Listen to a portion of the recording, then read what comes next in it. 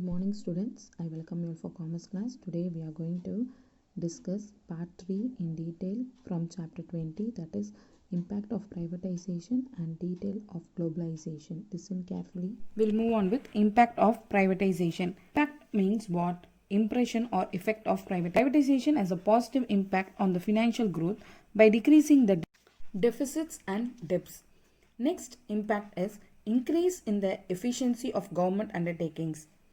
It also provides better goods and services to the consumers.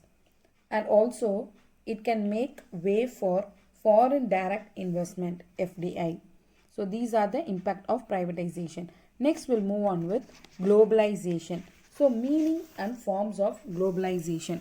Globalization means the interaction and integration of the domestic economy with the rest of the world with regard to foreign investment, trade, production and financial matters. That means they have contact with the other countries for buying and selling activities, for investment activities, for production activities and also related with financial matters. That is what exchange of currencies.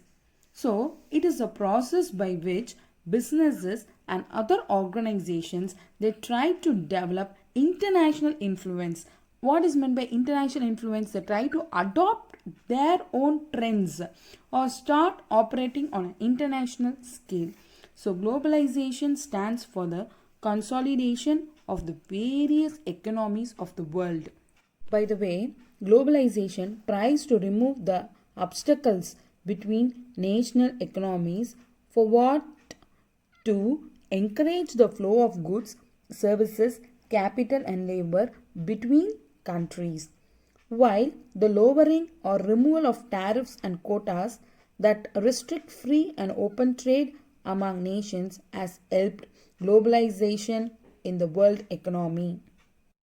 Next we'll move on with forms of globalization. What are the different forms in globalization? Totally there are 5 forms. Let us discuss it one by one.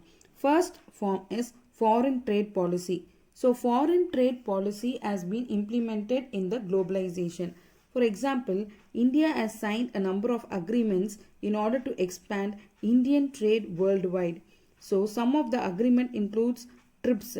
TRIPS means trade related intellectual property rights, and also GATS. GATS means General Agreement on Trade in Service. So India has signed these two various agreements between countries. Next we'll move on with export promotion. So export promotion means what? Exporting to another country. So globalization promotes export by reducing quotas and tariffs, by eliminating trade restrictions and by simplifying trade procedures. So in order to restrict the more restrictions in the trade and also to include simple procedures for export promotion. Next form is freedom to repatriate. Repatriate means what? To send or bring money back to one's own country. So here they are giving freedom to bring the country back to their own nation. Since globalization has integrated many countries, repatriation has become very easy. Next is reduction in tariffs. So custom duties and tariffs imposed on imports and exports are reduced gradually due to globalization in order to make Indian economy more attractive to the global investors. Next we'll move on with last form of globalization, that is encouraging open competitions.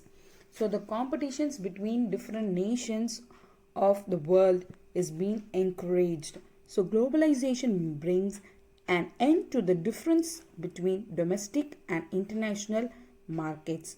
So domestic companies also start their operations in the international level. So therefore there is an open competition. Next we'll move on with advantages and disadvantages of globalization. First, let us move on with advantages. The first advantage is increase in foreign collaboration.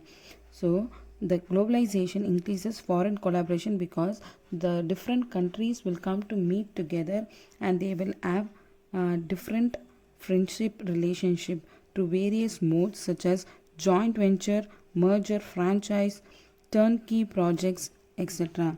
Next, we'll move on with second advantages, expansion of market. So the size and operation of the market continues to expand between nations and countries. Next advantage is technological development. So technological advancement has been an impact in the globalization in different countries. Technical know-how, new techniques has been brought from different foreign market to the particular country where there is a lack of technical know-how. So globalization of technology is done by royalty or purchase of technology or by technology collaborations between countries. So the last advantage is reduction in brain drain. Brain drain means what? Brain drain means migration of individuals from one country to another country. So brain drain means it's a situation in which country loses its most educated and talented workers to other countries through migration. So this is a very difficult situation. Globalization paves way for employment opportunities in the home country, and also it utilizes the manpower in the home country efficiently and effectively. Next we'll move on with disadvantages. So the first disadvantage is loss of domestic industries. So domestic industries means the industries which is being started in the country. So in one country, when the domestic products are being produced, it starts to be declined, or which turns to vanish the domestic business due to international business which comes into existence. Next disadvantage is increase in inequalities. So there will not be equality in the country. So globalization widens the gap between the rich and the poor. Also, developed countries exploit the resources of developing countries due to globalization. So there is lot of differentiation between people in the different countries. Next disadvantage is dominance of foreign institutions. So the foreign countries, what they will do, they will try to dominate the other countries, particularly the developing or underdeveloped countries. So economic power shifts from independent industries to international organization, which is a threat to national sovereignty. Sovereignty means national freedom. Next, we'll move on with impact of globalization. So corporations got a competitive advantage from lower operating costs and access to a new raw materials and additional markets. So this is collaborations, they get more advantage from bringing the new operating cost and access to new mode of raw materials, and in order to bringing the additional markets in one particular country. Next effect is multinational corporations, particularly MNCs, can manufacture goods, buy and sell goods worldwide. Next is globalization has led to a boom. Boom means what? Development, flourishing. So there is a flourishment of consumer products markets. Next, the advent. Advent means what? The start, the coming of foreign companies, introduction of foreign companies, and growth in economy has led to job creation. More job employment opportunities are being created through way of globalization. Next and the last one is through way of globalization, they have brought new aspects in agricultural, and they have brought new techniques in agriculture development. So they have brought new advancements, improved production techniques, and quality based enhancement, particularly in agriculture. Next, we'll move on with highlights of the LPG policy. Highlights means what? The importance of LPG policy. So there are certain highlights has been given below in case of liberalization, privatization, and globalization policy in India. First highlight is introduction of new foreign trade agreements. So agreement has been introduced. Next is FDI has been done, carried on, that is foreign direct investment. The amendment of MRTP Act 1969, then deregulation, then opportunities for overseas trade has been brought up, then steps to regulate inflation has been done, then the reformation has been made for tax, then and last abolition of license has been taken place. Under this LPG, particularly globalization and liberalization are concepts closely related to one another, because the both globalization and liberalization refers to relaxing social and economic policies which results in better integration with the economy and between different nations. So globalization and liberalization both occur as a result of bringing modernization. Globalization refers to what?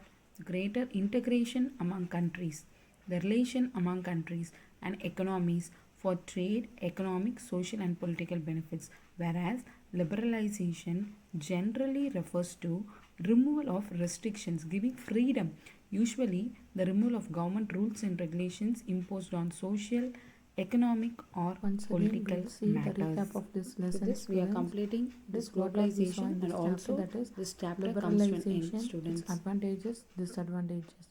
Then privatization, its advantages and disadvantages.